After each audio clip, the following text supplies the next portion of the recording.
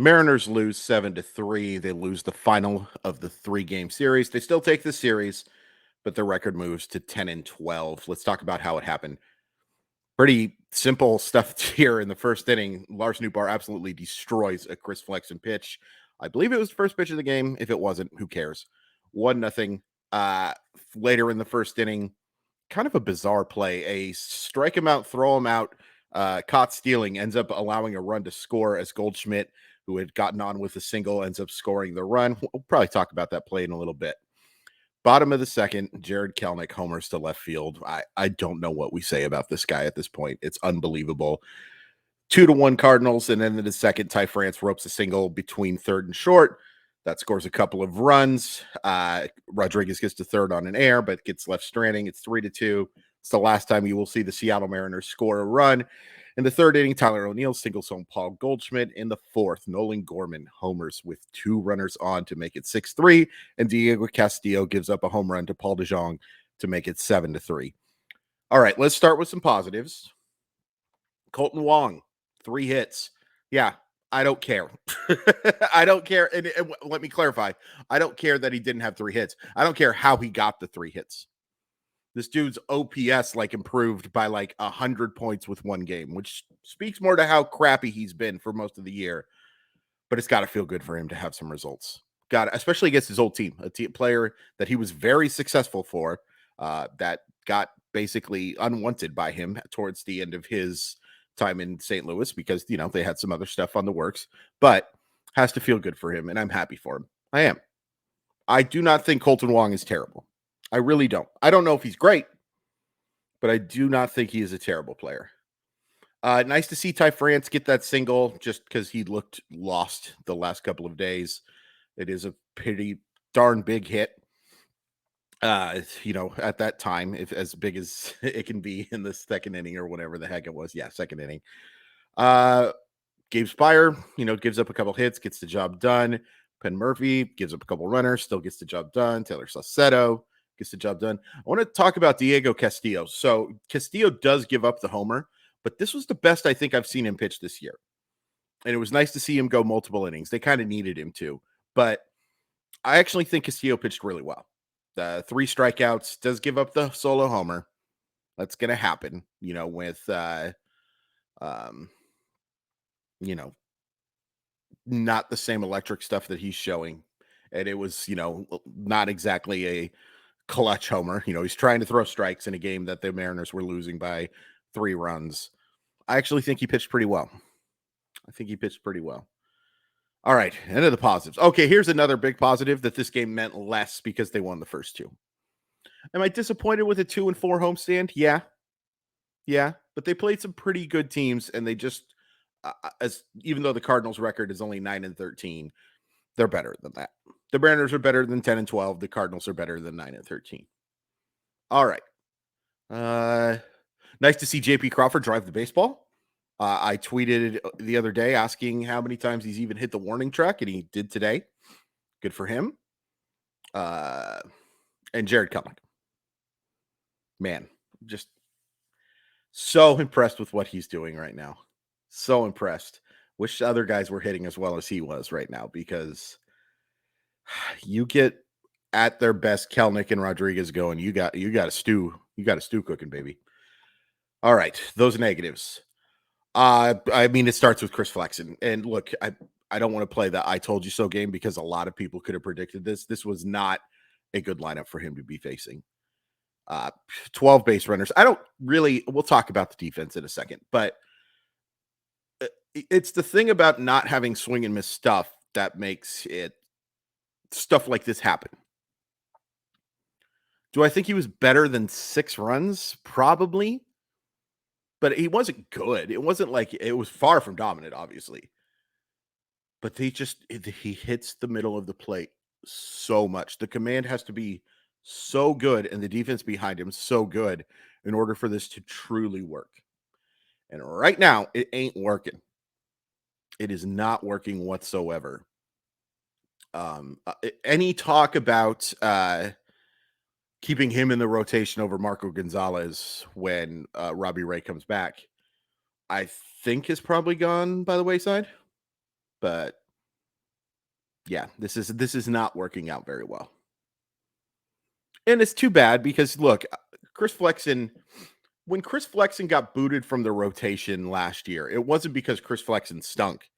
It was because Luis Castillo was an ace. You were getting an ace and you had to kick somebody out and you were going to kick out, the right-hander in that situation.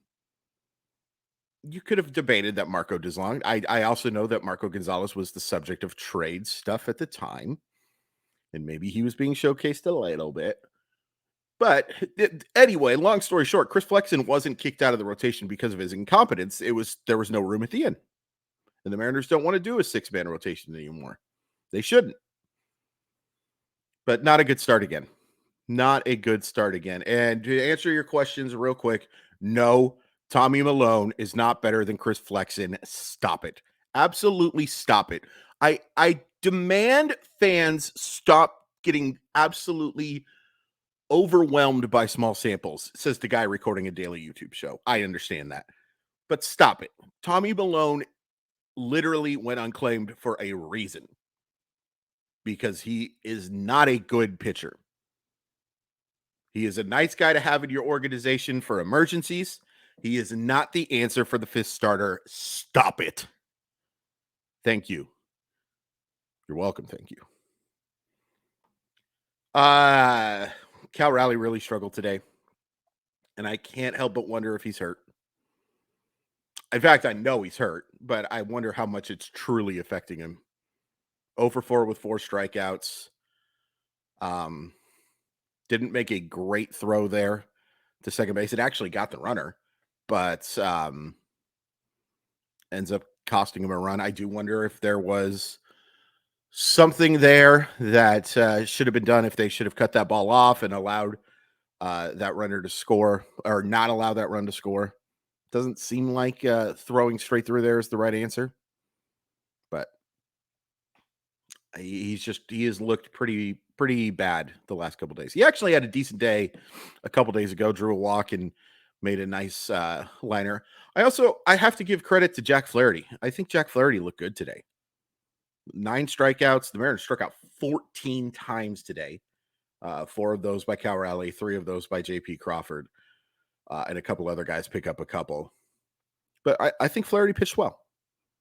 They kind of let him off the hook a little bit. They had some chances in the early innings, but I think he pitched pretty well.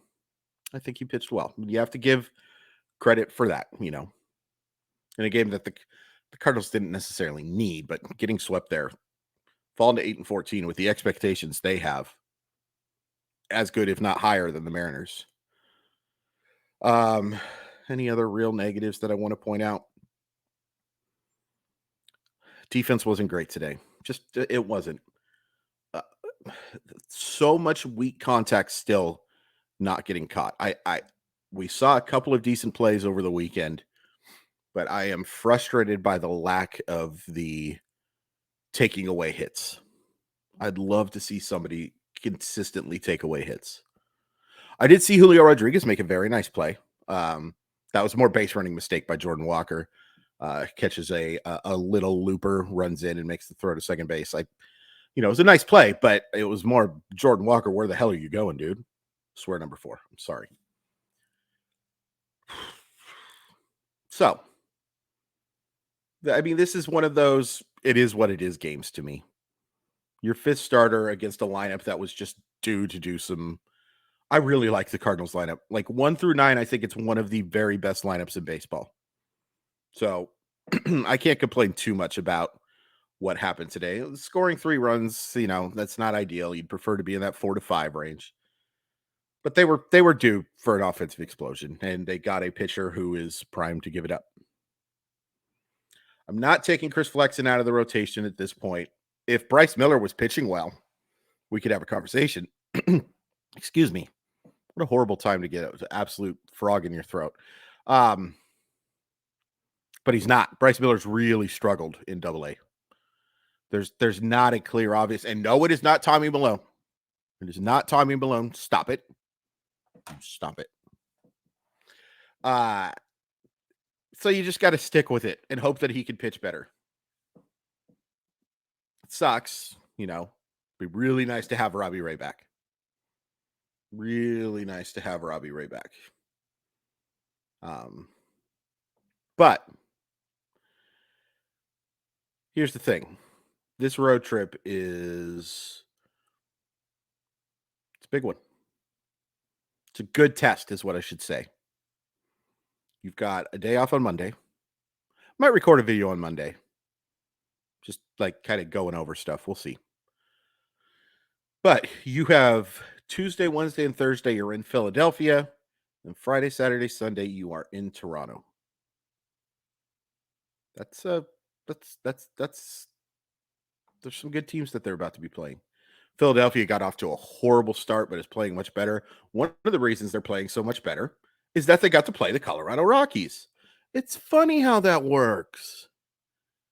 Maybe the Rockies aren't very good. Maybe the Colorado Rockies are not the greatest test for whether or not the Seattle Mariners are playing well. But they did play well for the most part in this Cardinal series, so I'll shut up now. But Philadelphia is a good team. Toronto is a very good team. It's just a matter of when for me for them breaking out. Like they've had good seasons. They made the playoffs a couple of years in a row. But they, in terms of pure talent, compete with anybody. This is a good test.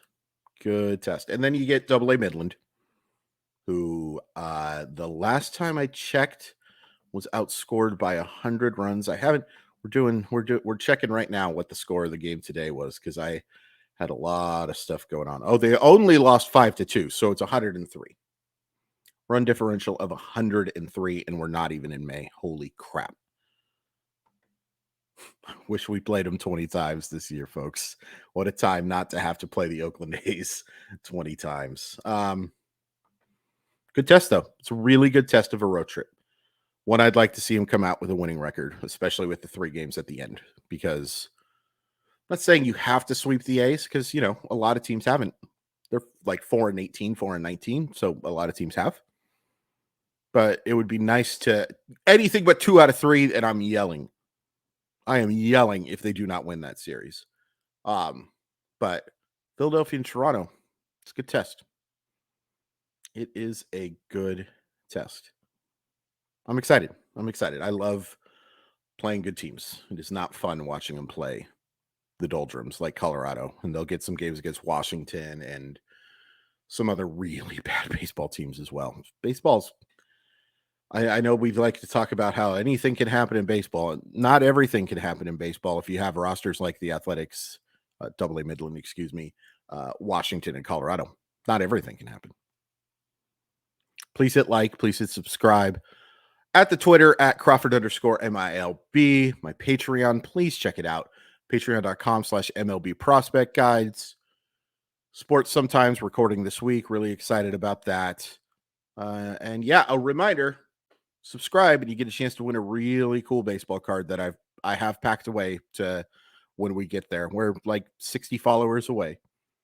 That's like $100 baseball card. So it's just for hitting like and just for hitting subscribe and just commenting on that video, which is very easy to find.